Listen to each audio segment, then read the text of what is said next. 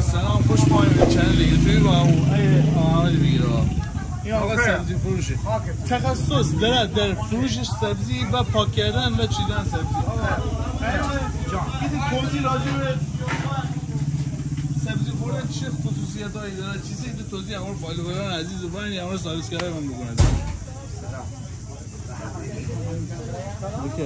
سبزی خوردن چیزی کل خاصیت‌های زیادی داره.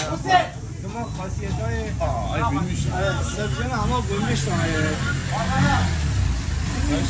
که آینده خیلی نزدیک الان ای گوشت فرمان که مشتری های معطل بخوره دوستان با رو باشید بیا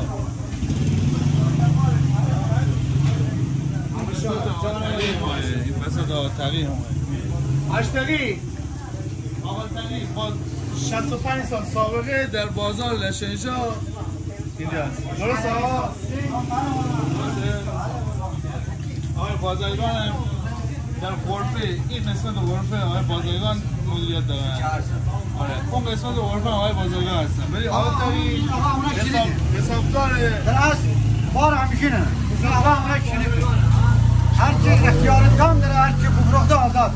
یعنی اون 20 تومن میدم 10 تومن بفروشی آزاده. دست در تو مردم داری کلی فروشی هم داری یعنی ما اصلش کل فروشی بازار ما ضرر داره. خاطر که مواظب بازی چهار نفر هایی چرا ما روشن بگیریم؟ آره دیگه خدا تو خیلی بیا با ما روش آقا میسم اینجا داریم یکی از خوشافزایی زنان خواستار عزیز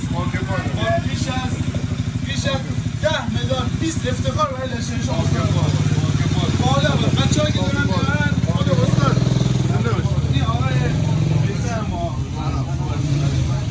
این آقای میسم ما روز و خصوصه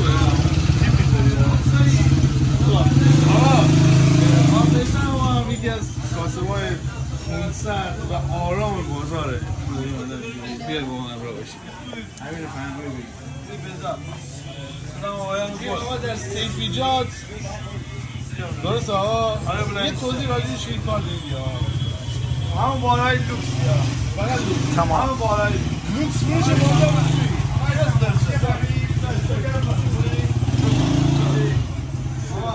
باقالا فروشی که آسیان برای ما تعبیه کرد آسیان یه لحظه تشریف میادی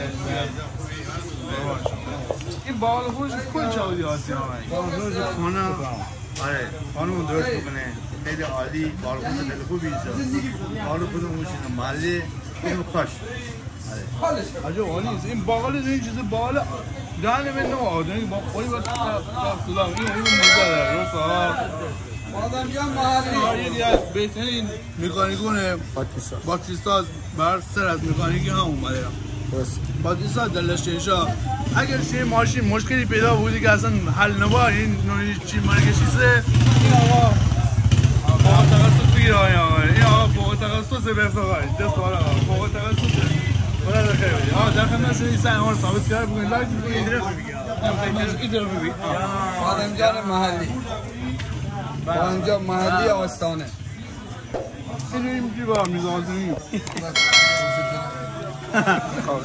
اما در خدمت شما این سعی مشکل